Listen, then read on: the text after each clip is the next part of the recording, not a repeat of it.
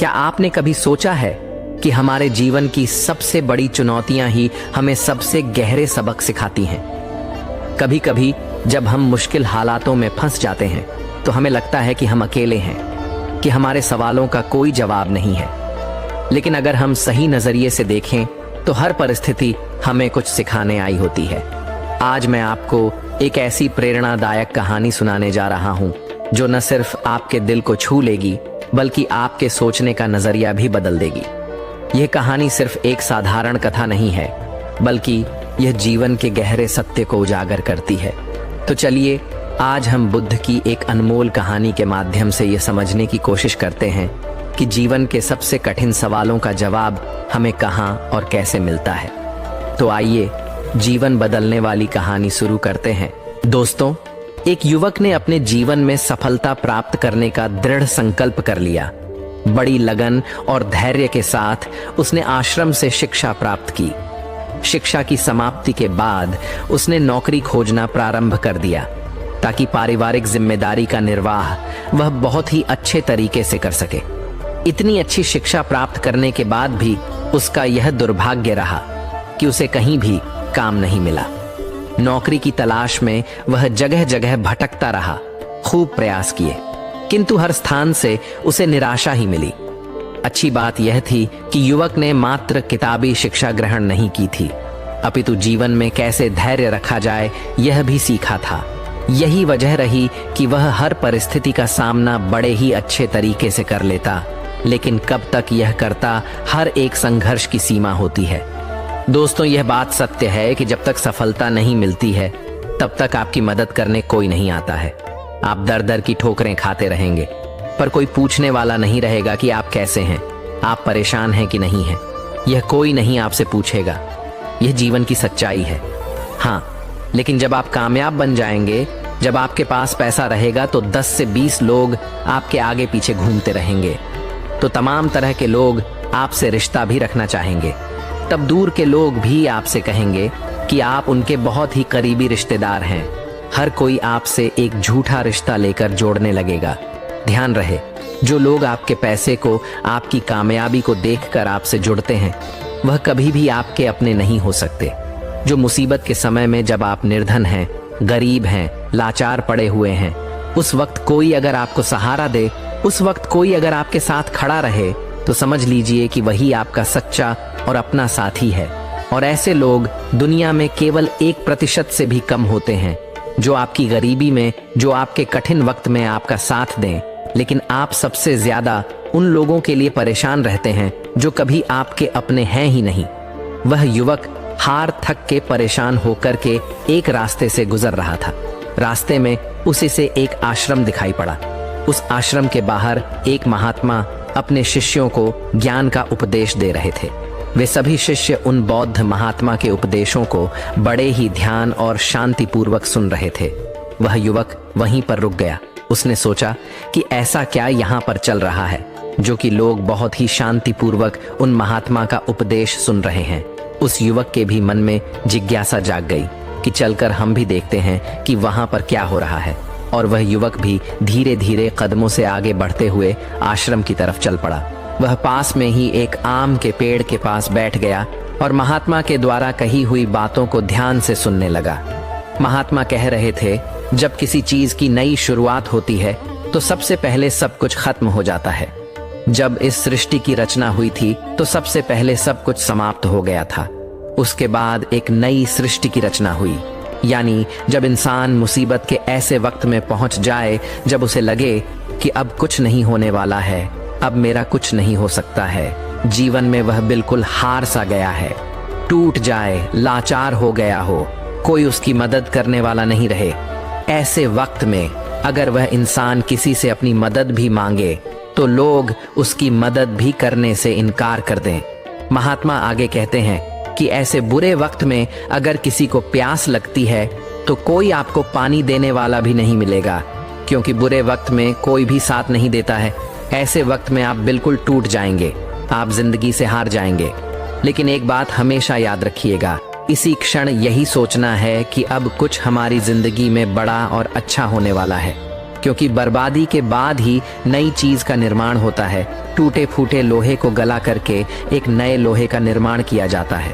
अर्थात जब आप बिल्कुल टूट जाएंगे, मुसीबत के वक्त से गुजर रहे हैं, तो यह बात दिमाग में जरूर लाएं कि अब कुछ नया होने वाला है, हमारी जिंदगी में कुछ अच्छा और बड़ा होने वाला है।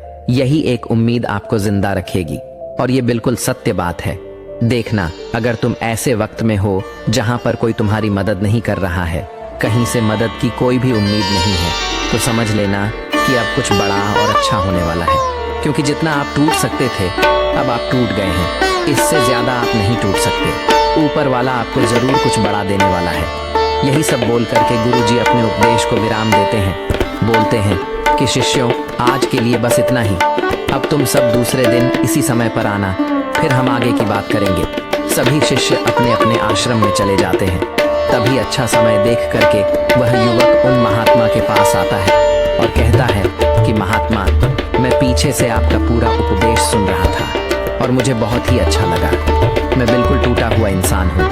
मैंने पढ़ाई भी की, हर जगह नौकरी की तलाश में घूम रहा, पर मुझे कहीं भी नौकरी नहीं मिली। मैं दर दर के ठोकरे खा रहा हूँ, पर कुछ भी हासिल नहीं कर पाया।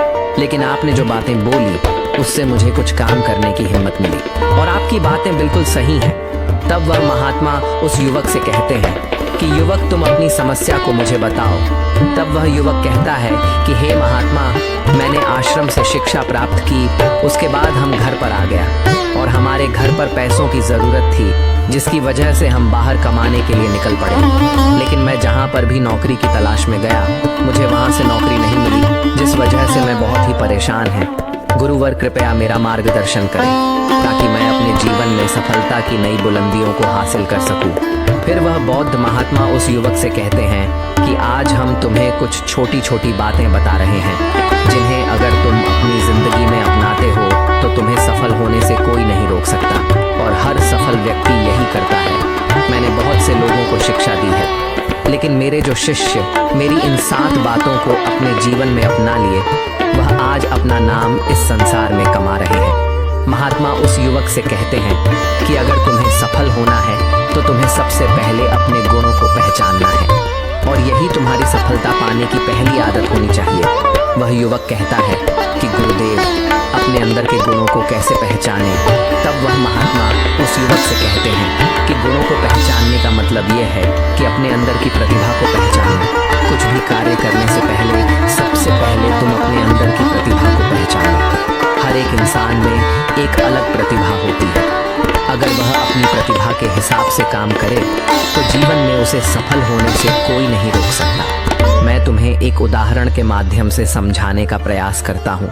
अगर मैं तुमसे यह पूछूं कि यह आम का पेड़ है जो तुम्हें दिखाई दे रहा है, अगर मैं इस पर सभी जानवरों को चढ़ने के लिए बोलूं कि इस पेड़ पर सबसे पहले कौन चढ़ेगा? चलो मान लेते हैं यहाँ पर बंदर, भालू, हिरण, हाथी, घोड़ा, गिलहरी, सभी लोग आ गए। तो अब तुम मुझे यह बताओ कि इस पेड़ पर सबसे पहले कौन चढ़ेगा? तो वह युवक कहता है कि महात्मा, इस पेड़ पर तो गिलहरी सबसे पहले चढ़ जाएगी, वह झट से ऊपर तक चढ़ जाएगी। इसके बाद बंदर चढ़ जाएगा, लेकिन घोड़ा नहीं चढ़ सकता, हाथी नहीं चढ़ सकता, तमाम जानवर इसमें फेल हो जाएंगे। तब वह बौद्ध महात्मा कहते हैं कि तुमने बिल्कुल सही कहा। यही हाल हम सबकी भी जिंदगी में होता है। हम सबके भी अंदर एक अलग अलग प्रतिभा होती है, लेकिन हम उस प्रतिभा को पहचानने का प्रयास ही नहीं करते हैं। हम सब अपनी प्रतिभा के हिसाब से चलते ही नहीं हैं। हम लोगों के हिसाब से खुद को ढालने का प्रयास करते हैं और हम औरों जैसा बनने लगते हैं। इस दुनिया में जितने भी सफल लोग हुए हैं, अगर तुम उनको ठीक ढंग से पहचानोगे तो तुम पाओगे कि वह अपनी प्रतिभा के हिसाब से काम किए हैं, तभी वे आगे चलकर अपनी जिंदगी में कामयाब हुए हैं। हर कोई इस पेड़ पर नहीं चढ़ सकता। ठीक उसी प्रकार तुम सबसे पहले अपने अंदर के प्रतिभा को पहचानो। तुम यह देखो कि तुम किस चीज में माहिर हो। अगर तुम अपनी प्रतिभा के हिसाब से काम करोगे, उस प्रतिभा को पहचान लोगे, तो तुम जिंदगी में बहुत आगे जाओगे। फिर तुम्हें सफल होने से कोई नहीं रोक सकता है। लगभग 98% लोग यही करते हैं कि वे दूसरों जैसा बनने का प्रयास करते हैं। किसी ने उन्हें कहा तो वे उसके जैसा ही बनने लगते हैं, जबकि जो 1% लोग होते हैं वही सफल हो पाते हैं, क्योंकि वे अपने प्रतिभा के हिसाब से काम करते हैं, वे अपने अंदर की प्रतिभा को पहचान लेते हैं, फिर वे उसके हिसाब से उस कार्य को करते हैं और अंत में उन्हें सफलता भी मिलती है और वे लोग जिंदगी में बहुत ही आगे जाते हैं। इसलिए कुछ भी नया करने से पहले सबसे पहले तुम अपनी प्रतिभा को पहचानो, फिर उसके हिसाब से काम करो। वह महात्मा उस युवक से कहते हैं कि सफल बनने के लिए दूसरी सबसे बड़ी आदत यह है कि तुम सब सही समय पर उठो। अगर तुम सब सुबह 3 घंटे पहले उठ जाते हो, अगर तुम 4 बजे उठ जाते हो या 5 बजे भी उठ जाते हो, तो तुम्हारे पास बहुत ज्यादा समय बच जाएगा अपने कार्य को करने का और तुम उन तमाम लोगों से आगे निकल जाओगे जो लोग देर सुबह सोकर उठते हैं। उन्हें आलस्य और बीमारियां घेर लेती हैं। अगर तुम भी देर सुबह उठोगे तो तुम भी उन्हीं के जैसा बन जाओगे। इसीलिए अगर तुम्हें लाखों की भीड़ से आगे आना है तो तुम्हें सुबह जल्दी उठना होगा। जो व्यक्ति सुबह सही समय पर जल्दी उठ जाते हैं उन्हें पूरे दिन को कार्य करने का ज्यादा समय मिल जाता है। तुम सुबह उठो, सबसे पहले अपने पूरे दिन की रूपरेखा तैयार करो कि कब मुझे क्या काम करना है, कब कौन सा काम करना है, कितने बजे क्या करना है। सबसे पहले तुम उस कार्य को करो, फिर उसके हिसाब से पूरे दिन का कार्य करो। इससे क्या होगा कि तुम्हारे पास समय बच जाएगा और तुम अपने कार्य को बहुत ही अच्छे तरीके से कर पाओगे। जो लोग ये कार्य नहीं करते हैं वह जब अपना कुछ कार्य पूरा कर लेते हैं, खाली बैठ जाते हैं, तो वह ये सोचते हैं कि अब उन्हें क्या करना चाहिए। इससे उनका समय बर्बाद होता है और जो भी व्यक्ति अपना समय बर्बाद करता है वह अपनी जिंदगी में कभी भी आगे नहीं बढ़ पाएगा। इसलिए सुबह उठकर के सबसे पहले अपनी एक रूपरेखा तैयार करो कि हमें दिन में क्या काम करना है और क्या नहीं करना है, फिर उसके हिसाब से तुम कार्य करो। महात्मा उस युवक से कहते हैं कि अगर तुम्हें अपनी जिंदगी में सफल होना है तो मैं तुम्हें तीसरी आदत बता रहा हूं जिसे तुम जरूर अपनाना। वह यह है कि अपनी विचार शक्ति का उपयोग करो। जो भी तुम अपनी जिंदगी में पाना चाहते हो उसे तुम सुबह उठ करके एक बार जरूर सोचो। तुम यह अनुभव करो कि वह चीज तुम्हें मिल रही है। भले ही वह चीज तुम्हें मिली ना हो, लेकिन तुम उसके बारे में सोचना शुरू करो और इतना सच्चाई के साथ सोचो कि ऐसा लगे कि तुम्हें वह चीज मिल रही है। उस चीज को पाने का अभ्यास करो और यह काम तुम्हें सुबह उठ करके ही करना है और जब रात को तुम सोने जाते हो तब भी तुम्हें यह करना है। धीरे धीरे वह चीज तुम्हारी तरफ आकर्षित होने लगेगी। इसे ही आकर्षण का नियम कहते हैं। व्यक्ति को जो भी चीज अपनी जिंदगी में पाना है उसे उसके बारे में बहुत ही सच्चाई और गहराई के साथ आभास करना है कि उसे वह चीज मिल रही है। फिर क्या होगा कि यह प्रकृति, यह ब्रह्मांड खुद तुम्हारे लिए वह चीज भेजेगा, क्योंकि वह चीज तुम्हारी तरफ आकर्षित होने लगेगी। इसे ही आकर्षण का नियम कहते हैं। तो तुम्हें इस आकर्षण के नियम का पालन करना है। अगर तुम इसका सही से अभ्यास करते हो तो धीरे धीरे तुम जो भी चीज पाना चाहते हो वह चीज तुम्हें मिलने लगेगी। महात्मा उस युवक से कहते हैं कि सफल बनने के लिए चौथी आदत है जो तुम्हें मैं बता रहा हूं, वह यह है कि सकारात्मक सोच के साथ आगे बढ़ो। महात्मा युवक से कहते हैं कि जिंदगी में अगर तुम्हें कामयाबी पानी है, तुम्हें सफल होना है, तो अपनी सोच को सकारात्मक करो, क्योंकि सकारात्मक सोच से ही एक अच्छी बुद्धि का विकास होता है। सकारात्मक सोच से ही तुम कुछ अच्छा और बड़ा सोच पाओगे। जब कोई व्यक्ति नकारात्मक सोचता है या किसी दूसरे के बारे में सोचता है तो वह अपने कार्य को ठीक ढंग से समझ नहीं पाएगा और अपने कार्य पर ध्यान भी नहीं दे पाएगा, क्योंकि उसका दिमाग तो किसी और चीज में लगा हुआ है और वह यह काम सही तरीके से नहीं कर पाएगा। इसलिए तुम किसी के बारे में बुरा ना सोचो, भले ही वह तुम्हारा दुश्मन ही क्यों ना हो। इससे क्या क्या होगा कि तुम्हारा अपने कार्य पर से ध्यान हटने लगेगा, और जब तुम्हारा अपने कार्य पर से ध्यान हटने लगेगा तो तुम धीरे धीरे असफल होते जाओगे। इसलिए अगर जीवन में सफल होना है तो तुम सकारात्मक सोच के साथ आगे बढ़ो। तुम इन सब की फालतू की बातें सोचने में अपना समय व्यर्थ मत करना कि कौन तुम्हें गिराने की कोशिश कर रहा है, कौन तुम्हारे प्रति अच्छा है, कौन बुरा है। यह सब सोचने का समय नहीं है। बस तुम्हें अपने कार्य को अच्छे तरीके से आगे करते जाना है। देखना, जो तुम्हारे आलोचक होंगे, जो तुम्हें नीचा गिराने की कोशिश करेंगे, धीरे धीरे वह सब तुम्हारे रास्ते से हट जाएंगे, क्योंकि जिस भी व्यक्ति के मन में नकारात्मक बातें होती हैं, जो भी व्यक्ति किसी को गिराने की कोशिश करता है, वह कभी भी अपनी जिंदगी में आगे नहीं बढ़ सकता। इसलिए अगर तुम्हें सफल होना है तो तुम एक सकारात्मक सोच के साथ आगे बढ़ो, क्योंकि सकारात्मक सोच से ही तुम्हें आगे सफलता मिलने वाली है।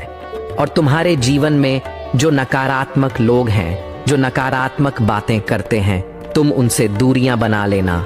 महात्मा 5वीं बात बताते हुए कहते हैं कि युवक, अगर तुम्हें अपनी जिंदगी में सफल होना है तो अपने राज्य किसी को मत बताओ।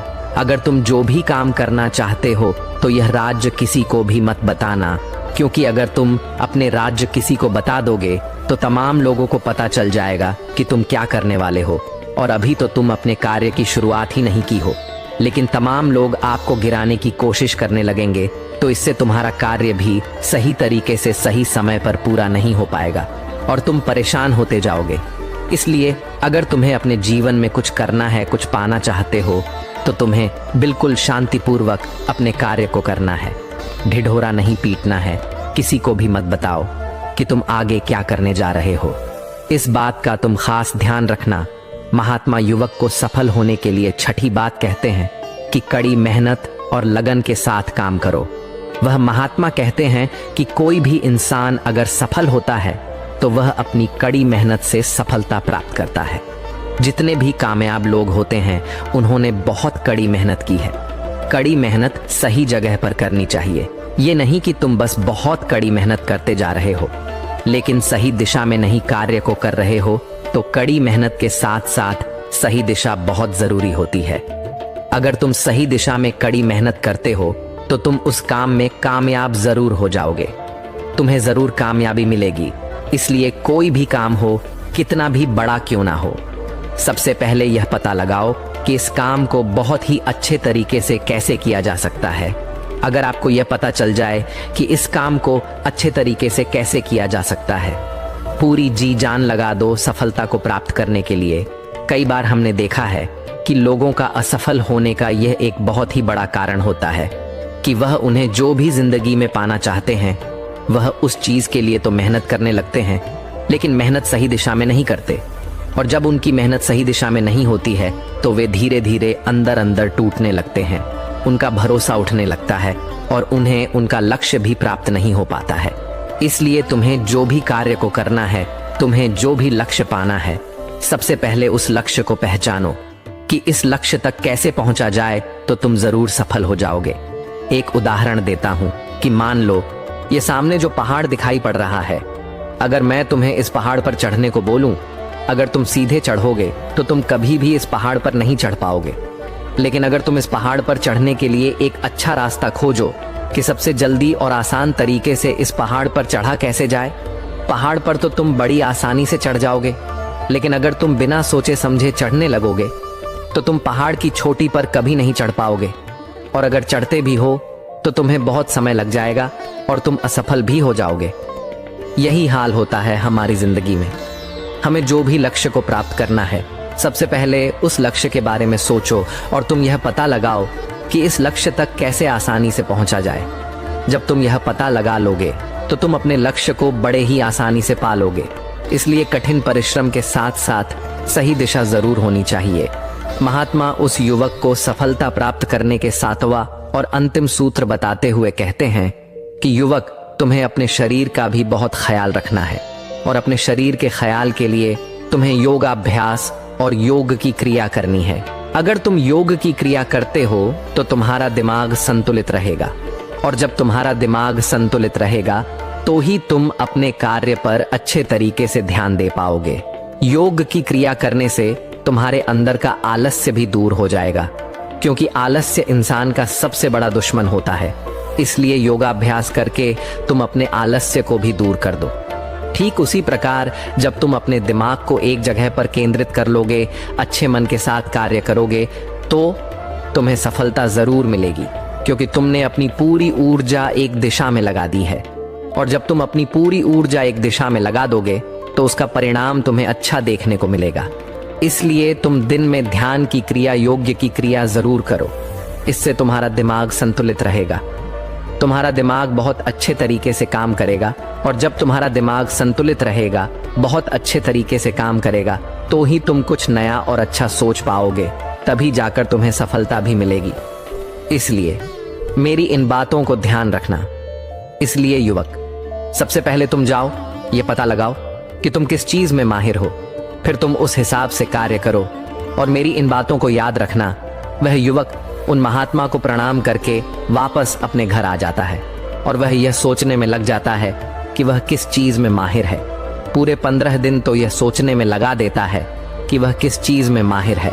बाद में उसे पता चलता है कि वह तलवारबाजी की क्रिया में बहुत ही माहिर है, इसलिए वह तलवारबाजी पर बहुत अभ्यास करता है और वह एक कामयाब तलवारबाज बन जाता है। उसकी ख्याति दूर दूर तक फैल जाती है। फिर एक दिन पड़ोसी देश के राजा उसे अपने यहाँ सेना में नौकरी के लिए बुला लेते हैं और वह व्यक्ति अपनी स्वेच्छा से उस राजा के प्रस्ताव को स्वीकार भी कर लेता है और वह उनके यहाँ नौकरी के लिए सेना में भर्ती हो जाता है। राजा उस युवक को बहुत ही मान सम्मान से सम्मानित करते हैं। अब उस युवक का परिवार बहुत ही अच्छे तरीके से अपना गुजारा करने लगा। दोस्तों, सच्ची खुशी बाहरी चीजों में नहीं बल्कि हमारे भीतर संतोष में बसती है। इच्छाएं असीमित होती हैं, लेकिन जब हम जो पास में है उसी में संतुष्ट रहना सीख जाते हैं, तभी वास्तविक शांति और आनंद मिलता है। जीवन में संतोष ही सबसे बड़ा धन है। दोस्तों, उम्मीद है कि आपने आज की इस वीडियो से जरूर कुछ ना कुछ सीखा होगा। तो इस वीडियो को लाइक और अपने दोस्तों के साथ शेयर करना ना भूलें।